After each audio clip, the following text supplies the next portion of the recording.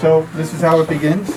Andy, this room is amazing. You have this flag flew at Wrigley Field in Chicago for the Mets.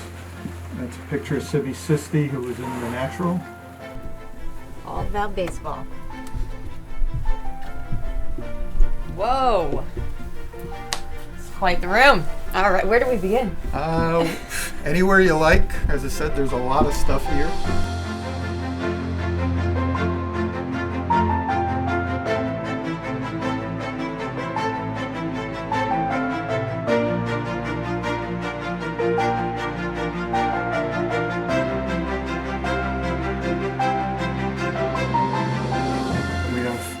Hall of Fame baseballs here.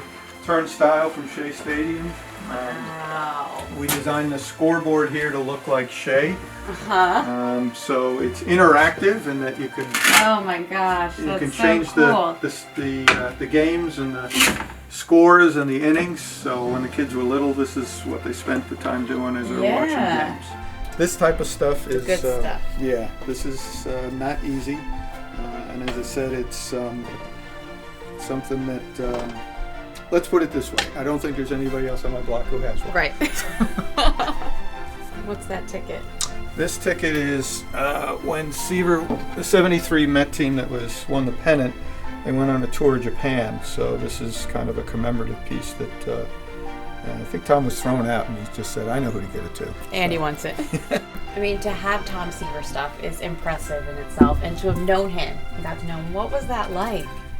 For me, it was, here I was a kid. He was an idol for me growing up. And when I had the opportunity to work with him when I was at the bank, I kept pinching myself most of the time. I couldn't believe it. But he was great to work with, and we still miss him quite a bit. Lots of baseballs. These are the 86 Mets up here. I'm a Met fan first, but I'm a huge baseball fan. So anything I can do to get something unique, no matter what the team is, even if it's minor league, I'll get it. How many baseballs do you think you have? Here and in boxes, probably over 2,500.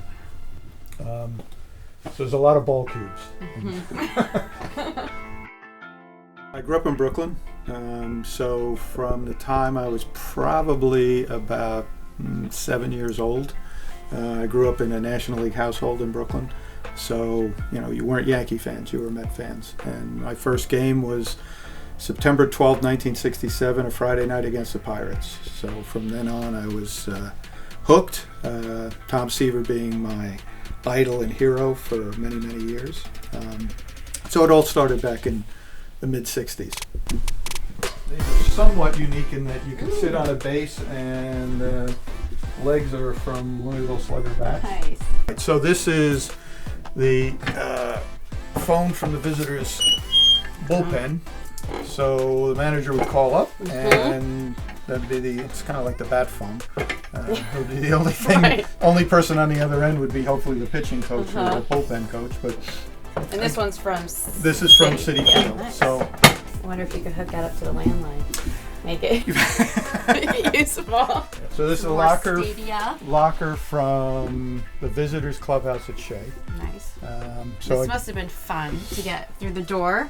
Yeah. The issue again with collecting stuff is knowing how big the thing is when you're buying it. Right. And this obviously is difficult to get into a basement, so I literally had to break it apart and then screw it back together again. So, but it's functional, so and it works. Yeah, it's I have a lot of jerseys signed by Hall of Famers or game-used jerseys from old Mets. The bat bags are filled with bats, whether they're game-used or just autographed.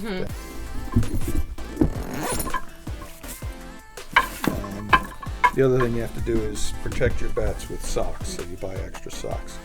UB Brooks. So a lot of these are not necessarily that valuable, but if I knew or remembered the player, it's kind of cool. So UB Brooks went to the Expos in a Gary Carter deal. Gotcha. And the Mets got him. So a little piece of Met history that way. And this is a Ron Swoboda game-used bat, but it was used by Duffy Dyer, which is the number 10 here. This is a replica of a jersey Seaver wore in the Alaska League when he was in college, signed by Tom. Any other jerseys that stand out? Let's see, David Wright All-Star Game in Pittsburgh back in, what year was that? 06. Benny. This is game used Benny Agbayani. Nice. Benny was on that team, was one of my favorites. And then a lot of it here is, as you can see, I've taken up the ceiling as well as the walls. Clubhouse chair from the Mets clubhouse. A little bit of everything. Andy, you now have a amazing collection of Mets memorabilia and baseball memorabilia in general. What started your collection? Probably when my son was born, I reverted back to getting into baseball in a big way, and I think I probably told my wife that, this would be good for my son. This would be great for him. And then over the course of time, she realized he was never getting any of this stuff. So it was, she tolerated that, and happening in my job to be involved in sports marketing a bit here and there, and with the Mets, and working with guys like Tom Seaver. It was a great experience, and just a lot of opportunities to not just go out and buy stuff, but actually be there and have a story behind a lot of pieces. Tell me about this jersey right here. Well, this was, I was able to pick it, the jersey itself, blank at a sponsors day, and picked 14, just figuring a lot of people were picking Seaver or Kuzman or Cleon Jones, so I picked Gil Hodges. Always admired him.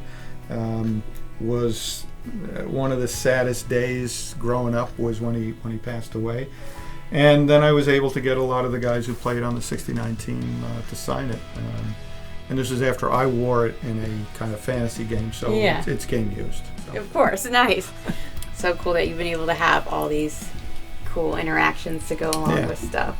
It makes it more special than just buying. Yeah. Because as I say, you can go to Cooperstown and you can buy anything you want, but if you don't have the story with it, it becomes just put it up on the wall or something like that. So that's been I think the best thing about collecting for me.